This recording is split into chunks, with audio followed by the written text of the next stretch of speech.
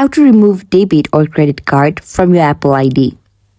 If you do not know how to remove payment method from your iPhone, this video is right for you, as we have brought you some tips and tricks on how you can fix it easily.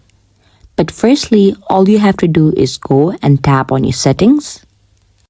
Now go to your profile on the top of your screen and tap on it.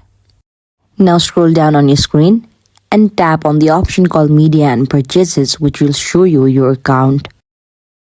Once you tap on your payment and shipping, it will now show you your logged in debit or credit card, also known as your payment method.